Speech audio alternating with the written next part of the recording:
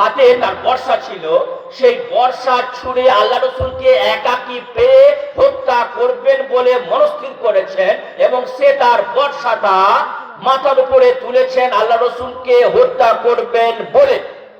তালহা রাদিয়াল্লাহু আনহু দূরে অবস্থান করছিলেন, তিনি দেখলেন যে তালহা রাদিয়াল্লাহু আনহু দূরে অবস্থান করছেন, তিনি দেখলেন যে ওই লোকটার মাথাটা তার বডি থেকে আলাদা হয়ে গেল। তালহা রাদিয়াল্লাহু আনহু ছুটে আল্লাহর রাসূলকে জিজ্ঞেস করলেন, এটা কিভাবে হলো?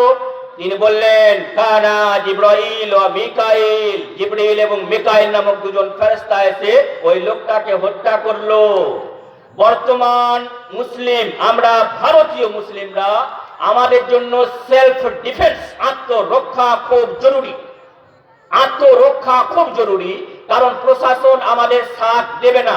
এক্ষেত্রে মুসলিম জাতিকে তার আমলের বিনিময়ে সেলফ ডিফেন্স করতে হবে, আত্মরক্ষা করতে হবে।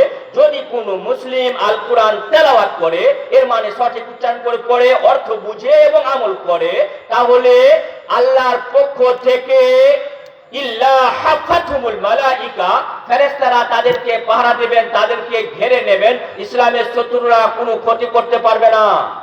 ভাই মুসলিম, যারা সেলফ ডিফেন্স, নিজের আত্মরক্ষার কথা ভাবছেন, তাদের জন্য এই হাদিস সহিহ মুসলিম। আল্লাহ রাসূল সাল্লাল্লাহু আলাইহি ওয়াসাল্লাম বলেছেন, মান সাল্লা সালাতাল ফজরে ফি জামাআতিন ফাহুয়া ফি যিম্মাতিল্লাহ, যে ব্যক্তি ফজরের নামাজ জামাত সহকারে পড়লো, তিনি আল্লাহর দায়িত্বে। যদি কোনো মুসলিম, ইন্ডিয়ান মুসলিম, তার নিজের আমলের বিনিময়ে সেলফ ডিফেন্স চান, আত্মরক্ষা চান, তাদের কাছে আমাদের পরামর্শ হবে, প্রথমে আমি নিজে অথবা আপনাদের, যে আমরা ফজরের নামাজ জামাত সহকারে পড়ি, তাহলে ইনশাআল্লাহ সেলফ ডিফেন্স হবে। আল্লাহর পক্ষ থেকে ফেরেশতারা তাদেরকে পাহারা দেবে। ইসলামের শত্রুরা আর এসএসএস গুন্ডারা ইসলামের আমাদের কোনো ক্ষতি করতে পারবে না। ভাই মুসলিম, যদি আমরা আল কোরআন তেলাওয়াত করি, 3 নম্বর লাভ যে ফেরেশতাগণ তাদের পাহারা দেবে। নাম্বার 4 লাভ, ইল্লা যাকারাহুমুল্লাহু ফি মানিল্লাহ, আল্লাহ তাআলার কাছে যে সমস্ত ফেরেশতা বিদ্যমান, আল্লাহ তাআলা তাদের নাম নেন। দেখো, অমুক অমুক বান্দা একসাথে বসে আল কোরআন তেলাওয়াত করছে, তার দিনের আলোচনা শুনছে। যদি বিশ্ব সৃষ্টিকর্তা আল্লাহ তাআলা কাউরির নাম নেন, এখানে প্রথমে আমরা যারা আছি, এ কথা নিশ্চিত যে সহিহ মুসলিম হাদিস নাম্বার 2699, নিশ্চিত যে আমরা পার্থিব ব্যস্ততাকে ত্যাগ করে তার মনোনীত দিন ইসলামের আলোচনা শোনার জন্য এখানে বসেছি। আমরা নিশ্চিত যে আমাদের রব আমাদের নাম নিচ্ছেন। দেখো, পার্থিব জগতে যখন সবাই নিজ কাজে ব্যস্ত, তখন এরা কিভাবে সময় বের করে দিনের আলোচনা শুনছে, আল্লাহ তাআলার নাম নিচ্ছেন। তাহলে তাদের কতটা খুশি হওয়া উচিত, এই হাদিস শুনুন। সহিহ বুখারী তাফসীর অধ্যায় সূরা বাইয়িনার হাদিসের বর্ণনাকারী আনাস বিন মালিক তিনি বলছেন, ক্বালা রাসূলুল্লাহ সাল্লাল্লাহু আলাইহি ওয়াসাল্লাম লিউবাই ইবনে কাব, আল্লাহ রাসূল সাল্লাল্লাহু আলাইহি সাল্লাম উবাই বিন কাব রাদিয়াল্লাহু আনহুকে বললেন, হে উবাই, ইন্নাল্লাহ আমারানি আন আকরা আলাইকা কুরআন, আমার প্রভু আমাকে আদেশ দিয়েছেন যে আমি তোমাকে কোরআন পড়ে শোনাই। কে বলছেন? আমাদের রাসূল মুহাম্মদ সাল্লাল্লাহু আলাইহি সাল্লাম বলছেন। কাকে বলছেন? তার এক সাহাবা যার নাম উবাই বিন কাব রাদিয়াল্লাহু আনহু। আর আনাস বলছেন, আকরাউনা উবাই ইবনে কাব রাদিয়াল্লাহু আনহু, আমাদের মধ্যে সবচাইতে ভালো যিনি আল কোরআন তেলাওয়াত করতে পারতেন, তিনি ছিলেন উবাই বিন কাব রাদিয়াল্লাহু আনহু। আমরা ইতিহাসের পাতায় দেখেছি যে হযরত ওমর রাদিয়াল্লাহু আনহু যখন তারাবি নামাজের জামাতের ব্যবস্থা করলেন, ইমামতির জন্য যে সাহাবাটাকে দায়িত্ব দিয়েছিলেন, তিনি ছিলেন এই সাহাবাটা উবাই বিন কাব রাদিয়াল্লাহু আনহু। এই উবাই বিন কাব রাদিয়াল্লাহু আনহুকে আল্লাহ রাসূল সাল্লাল্লাহু আলাইহি সাল্লাম বলছেন, ইয়া উবাই, ইন্নাল্লাহ আমারানি আন আকরা আলাইকাল কুরআন, আমার প্রভু আমাকে আদেশ দিয়েছেন যে আমি তোমাকে কোরআন পড়ে শোনাই, আমি তোমাকে কোরআন পড়ে শোনাই। উবাই বিন কাব রাদিয়াল্লাহু আনহু আল্লাহ রাসূল সাল্লাল্লাহু আলাইহি সাল্লাম এই কথা শুনে বলছেন, ইয়া রাসূলুল্লাহ, আল্লাহু সাম্মানি লাক, আল্লাহ তাআলা আমার নাম নিয়েছেন আপনার কাছে। আল্লাহ রাসূল সাল্লাল্লাহু আলাইহি সাল্লাম বললেন, নাআম ওয়া সাম্মাক, ইয়েস, হ্যাঁ, তিনি তোমার নাম নিয়েছেন আমার কাছে। হাদিসের বর্ণনাকারী বলেন, ফাবাকা উবাই ফারিহান ফারহান, উবাই রাদিয়াল্লাহু আনহু খুশিতে কাঁদতে লাগলেন যে আমার রব স্বয়ং আমার নাম নিয়েছেন। সুতরাং আমরা আজকে যে দিনী সভায় আছি, যেখানে আল কোরআন এবং হাদিসের আলোকে কথা হচ্ছে, এটা একটা নির্ভেজাল দ্বীনি মজলিস। সুতরাং যারা এখানে উপস্থিত আছেন তাদের নাম স্বয়ং আল্লাহ তাআলা নিয়েছেন। ভাই মুসলিম, আল কোরআন তেলাওয়াত করলে সহিহ মুসলিম হাদিস নম্বর 2699 চারটা লাভের কথা উল্লেখ করা হলো। এরপরেও আমাদেরকে বুঝতে হবে মুসলিম জাতি বিভিন্ন দলে বিভক্ত কেন। কারণ খুঁজলে এ কথা সূর্যালোকের ন্যায় বিকশিত যে মুসলিম জাতি আল কোরআন তেলাওয়াত করে না। আল্লাহ রাসূল সাল্লাল্লাহু আলাইহি সাল্লাম মুয়াত্তা ইমাম মালিক পৃষ্ঠা নাম্বার 363 হাদিসের বর্ণনাকারী আনাস বিন মালিক তিনি বলছেন, ক্বালা রাসূলুল্লাহ সাল্লাল্লাহু আলাইহি সাল্লাম, আল্লাহ রাসূল সাল্লাল্লাহু আলাইহি সাল্লাম বলছেন, তারাকতু ফিকুম আমরাইন লান তাদিল্লু মা তামাসসাকতুম বিহিমা কিতাবাল্লাহি ওয়া সুন্নতি। আমি তোমাদের কাছে দুটো জিনিস ছেড়ে চললাম, যতক্ষণ তোমরা এই দুটো জিনিস মজবুত করে ধরবে লান তাদিল্লু। আমি এখানে দেখছি অনেক আলেম আছেন, লান শব্দটা আরবি গ্রামারে নেভার অর্থে ব্যবহৃত, অর্থাৎ কখনোই ওরা পথভ্রষ্ট হবে না যতক্ষণ এরা এই দুটো জিনিসকে মজবুত করে আঁকড়ে ধরবে। কিতাব আল্লাহি, নাম্বার 1 আল্লাহর কিতাব, নাম্বার 2 সুন্নতি এবং আমার সুন্নত। এখানে প্রথমে আল্লাহর কিতাব বলা হলো।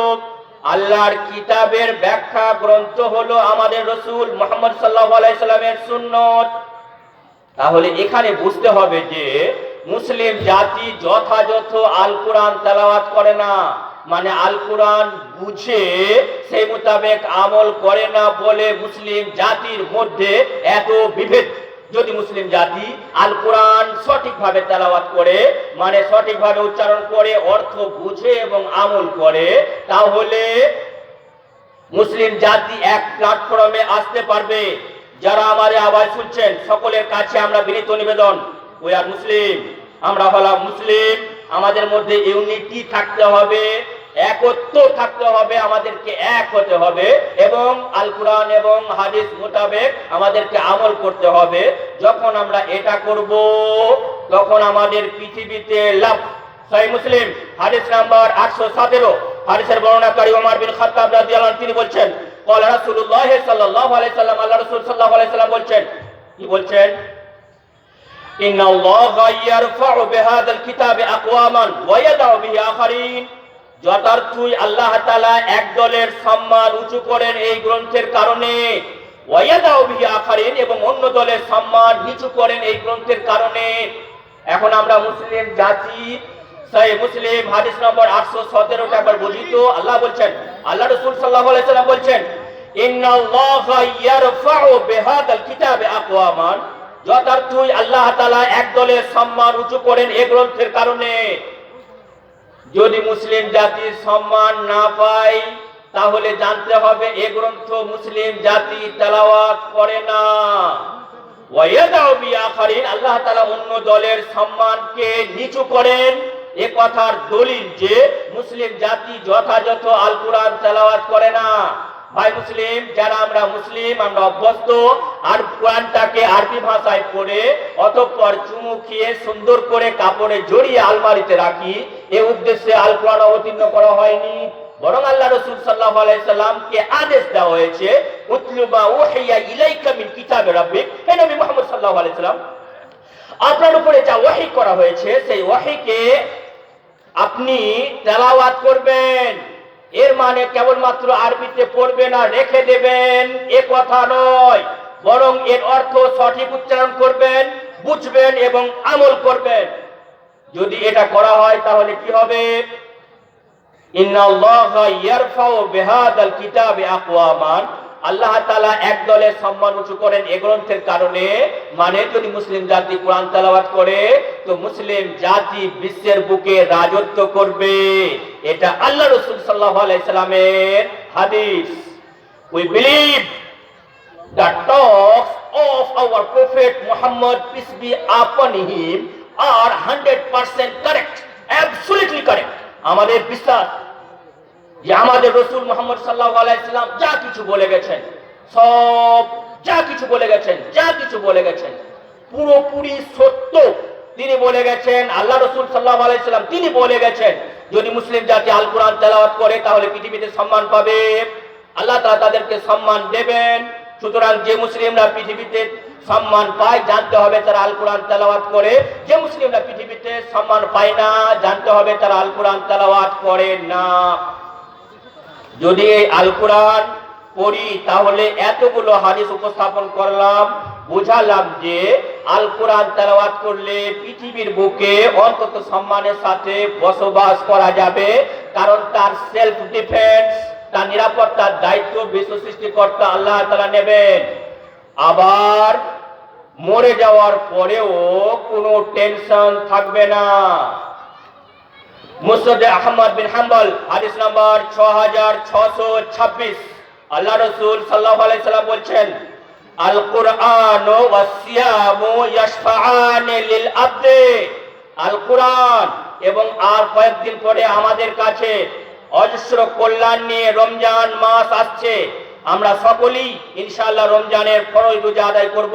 প্রভু দয়াময় তুমি আমাদের সকলকে সেই তৌফিক দিও, আমিন।